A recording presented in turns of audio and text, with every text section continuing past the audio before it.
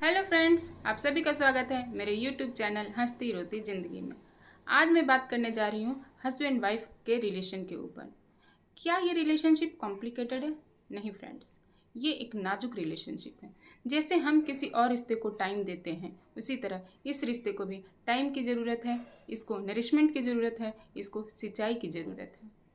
एक वाइफ से ये बोल देना तुम कॉम्प्रोमाइज़ कर लो, तुम ही एडजस्ट कर लो, तुम ही हर बात पे हाँ बोल दो, ये कोई सही बात नहीं है। एक मकान को घर बनाने की जिम्मेदारी सिर्फ वाइफ की नहीं होती है। अगर उस घर में हस्बैंड वाइफ दोनों रह रहे हैं तो दोनों के बराबर की जिम्मेदारी बनती है कि उसको घर बनाए। एक हेल्दी रिलेशनशिप में इक्वालिटी का होना, बैलेंस का होना, संतुलन का होना बहुत ज़रूरी है। तभी उस घर में हेल्दी इन्वायरमेंट होता है।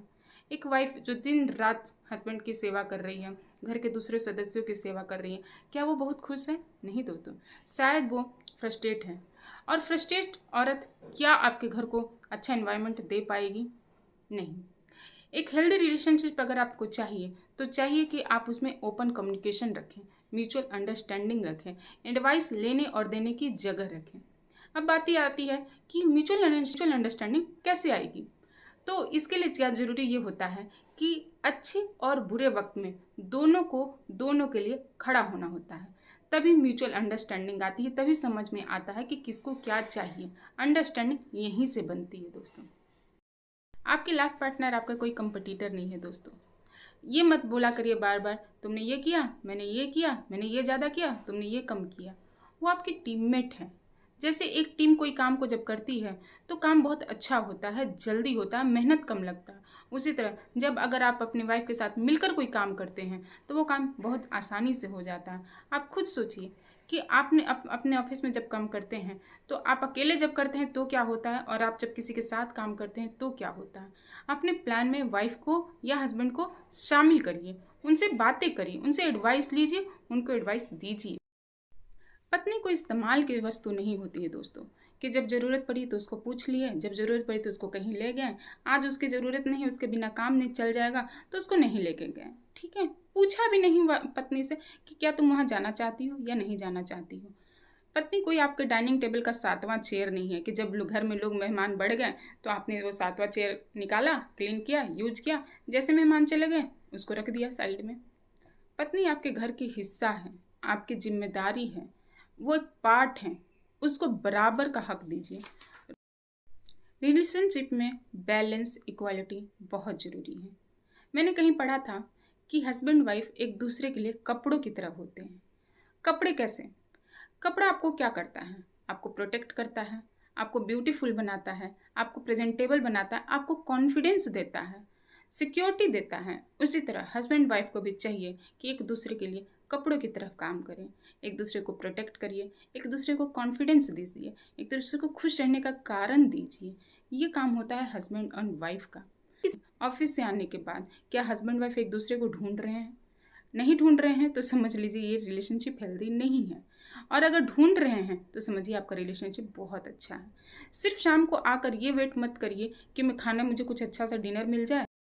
एक अच्छा अर्निंग करना ही कोई आपका अचीवमेंट नहीं है दोस्तों। आप ये कहते हैं कि मैं कहाँ था, आज मैं कहाँ आ गया, मैं बहुत अच्छा अर्न कर रहा हूँ, तो इसका मतलब ये नहीं आपने बहुत कुछ अचीव कर लिया।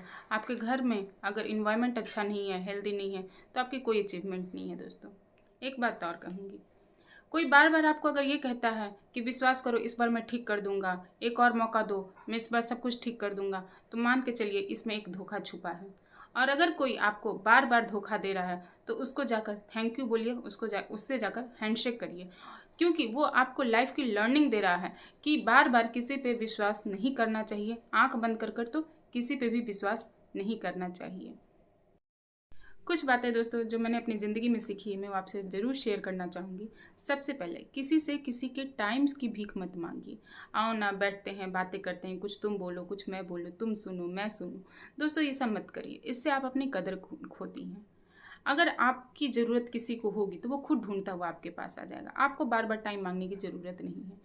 दूसरा, सामने वाला गलती कर रहा, आप बार बार जाके सॉरी बोल दे रही हैं ताकि घर का एटमॉस्फेयर ठीक हो जाए, सब कुछ नॉर्मल हो जाए, तो दोस्तों ये करने का कोई फ़ायदा नहीं है, क्योंकि 2 दिन के बाद वो चीज़ें फिर ख़राब हो जाएंगी। जब तक उस इंसान को ये गलती का एहसास नहीं होगा कि मेरे से गलती हो रही है और आप जाके सॉरी बोल रही हैं, वो अपने आप को चेंज नहीं करेगा। तीसरा दोस्तों, हमेशा अवेलेबल मत रहिए सभी के लिए। हाँ ठीक है, मैं हूँ ना, मैं सब कर लूँगी, ऐसा मत करिए, इससे आपका रिस्पेक्ट कम होता है। तो अपने रिस्पेक्ट का थोड़ा ध्यान दीजिए। धोखा देकर तो लोग ऐसे गए जैसे हमें जानते ही नहीं थे। आज हमसे नफरत ऐसे जताते हैं जैसे कभी प्यार ही नहीं था। आज हम में कमियां इतने गिनाते हैं जैसे जब हम मिले थे तो कोई देवी देवता भगवान थे। आज हम इंसान भी नहीं रह गए हैं। मैं एक बात हर पति से कहना चाहती हूँ, अगर आपके घर में बेटी है तो आप समझते होंगे कि जितना लाड प्यार आप अपनी बेटी को करते हैं, या आप जो भी फ्यूचर अपनी बेटी के बारे में देखते हैं, आपकी पत्नी भी उतने ही लाड प्यार से पली बढ़ी है और वही फ्यूचर उनके माता पिता ने भी देखा था। तो एक पत्नी को एक बेटी की तरह ट्रीट करिए, देखिए फिर आपके घर का माहौल क्या होता है। दोस्तों मेरी बातें लंबी हो रही हैं, मैं कोशिश करूँगी इस पे एक और वीडियो बनाने के लिए। फ़िलहाल मैं यहाँ पे बंद करूँगी अपनी बातें, लेकिन फिर भी मैं लास्ट में ये बोलूँगी कि एक हेल्दी रिलेशनशिप के लिए 4 चीज़ चाहिए होता है। फर्स्ट, रिस्पेक्ट दीजिए और लीजिए। कम्युनिकेशन हमेशा होते रहने चाहिए। सपोर्ट दोनों की ज़रूरत है, इसलिए दोनों एक दूसरे को सपोर्ट दीजिए। केयर सो दैट कि वो इंसान आपको समझ सके। ठीक है दोस्तों, ये सब करिए और प्लीज़ मुझे कमेंट करके बताइए कि मेरा ये विचार आपको कैसा लगा, मैं कहाँ गलत हूँ, मैं कहाँ सही हूँ और मुझे क्या करना चाहिए, रिलेशनशिप कैसे सुधारें। अगर आपके पास कोई आइडिया है तो मुझे प्लीज़ बताइएगा। बने रहिए मेरे वीडियो में और अपना ध्यान रखिए। Have a nice day.